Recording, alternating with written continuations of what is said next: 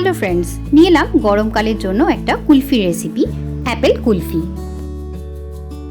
রেসিপিটা বানানোর জন্য সবার প্রথমে নিয়ে নিলাম দুটো আপেল। আপেলগুলোর খোসা ছাড়িয়ে নেব, তারপরে এটাকে কুড়িয়ে নেব। সবার প্রথমে নিয়ে নিয়েছি একটা সসপ্যানে দিয়ে দিয়েছি 1 কাপ সমান জল। এখন এই জলের মধ্যে দিয়ে দেব পোড়ানো আপেলটা।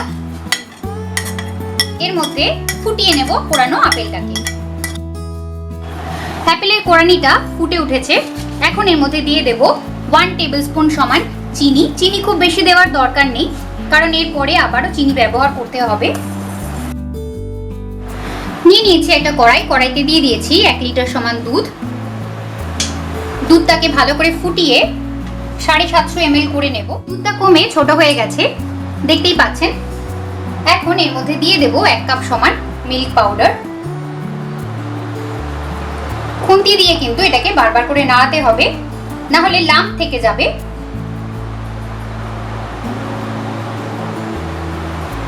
আর গ্যাসের ফ্লেমটা হাইতে দিয়ে দিতে হবে। দুধটা কিন্তু ফুটে গিয়ে এখন স্মুথ হয়ে গেছে,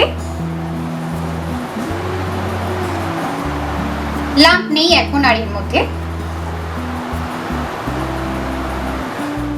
এখন এই দুধের মধ্যে দিয়ে দেব 1 কাপ সমান চিনি। মিষ্টিটা আপনারা আপনাদের টেস্ট অনুযায়ী দেবেন। যেহেতু এর মধ্যে মিল্ক পাউডার দেওয়া রয়েছে, তাই এটা এমনিতেই একটু মিষ্টি ধরনেরই হবে। চিনিটা তাই নিজেদের আন্দাজ মতন দেবেন। এখন এটাকে নামিয়ে একটা জায়গায় রেখে ঠান্ডা করে নেব। দুধের এই মিশ্রণটা এখন ঠান্ডা হয়ে গেছে। এখন এর মধ্যে দিয়ে দেব প্রথমে যে আপেলের যে নিয়েছিলাম কুড়ানিটা, সেটা যে জলের মধ্যে যে ফুটিয়ে নিয়েছিলাম সেটা, আর দিয়ে দেব 1/2 টেবিলস্পুন সমান কাজু বাদাম আর কিশমিশের কুচনো। ভালো করে মিশিয়ে নেব। এখন এটাকে পুরোপুরি রুম টেম্পারেচারে আসার জন্য অপেক্ষা। পুরো ব্যাপারটাই ঠান্ডা হয়ে রুম টেম্পারেচারে চলে এসেছে, দেখতেই পাচ্ছেন খুব ঘন হয়েছে জিনিসটা। এখন এটাকে মোল্ডের মধ্যে ঢেলে নেব।